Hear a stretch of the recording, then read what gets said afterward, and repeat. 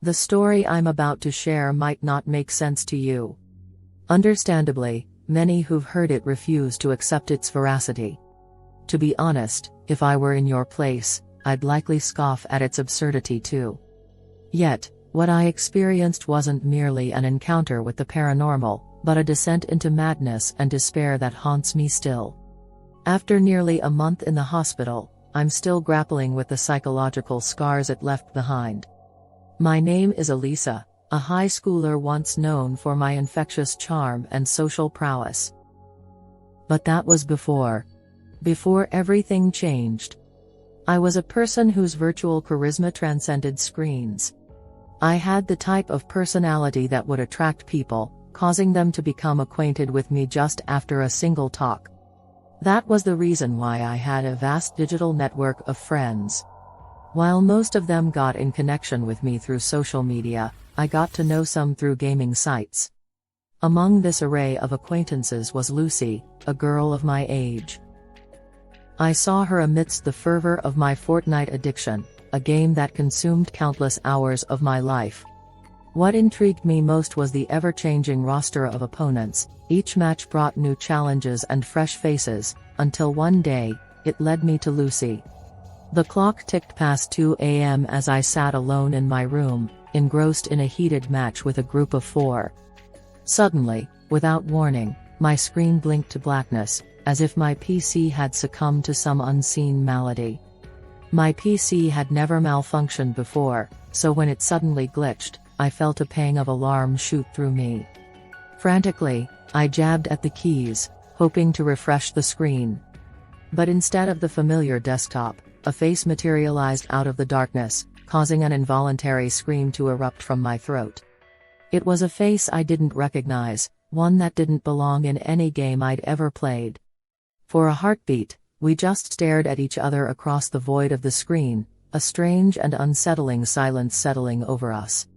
Her eyes bore into mine, wide and glassy, as though she had just emerged from a deep, dreamless sleep. Despite the chill creeping down my spine, I couldn't help but break the silence. I greeted her tentatively, my voice wavering with confusion, and asked who she was. "Lucy," she whispered, her voice barely audible before the screen blinked to black once more. Bewildered by the encounter, I sat staring at the dormant screen for what felt like an eternity. It wasn't until half an hour later that my PC finally sprang back to life. But something had changed.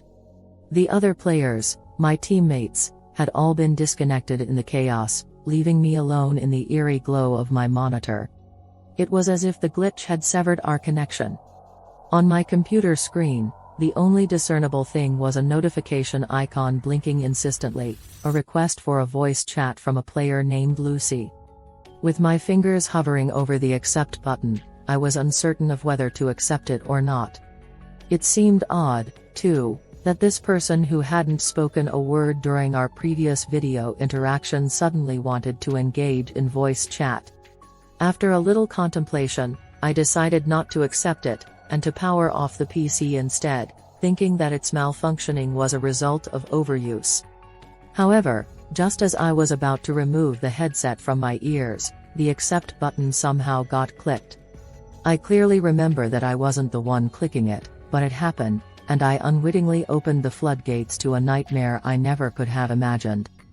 This click marked the beginning of a descent into madness, a descent fueled by the lingering trauma that had already begun to take root in my mind. As the connection was established, a cacophony erupted from my speakers, shattering the eerie silence of my room. It was a scream, a soul-piercing, gut-wrenching scream that reverberated through the very core of my being. The intensity of it was overwhelming, as if someone were desperately pleading for help, their cries laced with a sense of urgency. And then, amidst the chaos, I heard it, the sound of my own name, whispered like a sinister mantra that echoed endlessly in the confines of my mind. The strangest thing about the whole ordeal was that I never disclosed my real name to her. I had crafted my online persona under the guise of a cartoon character, ensuring my true identity remained concealed. Yet, despite my anonymity, the events that followed left me shaken to my core. Her piercing screams reverberated through the headset, clawing at my sanity. In a frenzied panic, I found myself joining in, my own voice adding to the cacophony of terror. With trembling hands, I frantically tried to rip the headset from my ears, but it clung to me like a vice, amplifying her cries to an unbearable volume. Finally wrenching the device free, I collapsed into the corner of my room, my head throbbing with agony.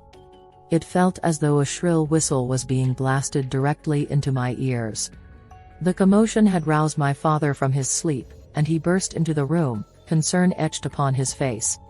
Helping me to my feet, my father guided me to my bed, giving me a painkiller, and stating that we would discuss the events of the night in the morning. The next morning, I recounted the harrowing experience to my parents. Instead of sympathy, I was met with a stern rebuke for indulging in such online escapades. They banned me from accessing gaming sites for the next 10 days as a punishment. Yet, despite their admonishments, the memory of her haunting screams continued to echo in the recesses of my mind. Because of being banned from gaming sites, my screen time on other social media platforms increased slightly. I found myself drawn into researching various topics, scrolling through endless feeds and updates. It was during one of these browsing sessions, after 3 days of this intense digital immersion, that I stumbled upon something chilling on Facebook. A post caught my eye, its contents sending shivers down my spine. It was an article detailing the post-mortem examination of a young woman named Lucy, who had tragically passed away a month ago. But what truly shook me to my core was the revelation within the post: Lucy's death was not a mere accident or natural cause. It was labeled as a murder. The photograph accompanying the article sent a wave of dread crashing over me. It was her, Lucy. The same girl I had briefly interacted with just 3 days ago. Questions raced through my mind, each one more terrifying than the last. How could this be possible? She was supposed to be dead for a month. Yet, there she was, staring back at me from the screen, her image hauntingly familiar.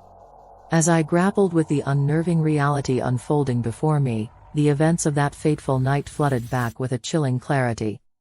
The memory of losing connection abruptly, the unsettling glitches plaguing my PC, and then her sudden, inexplicable appearance on my screen.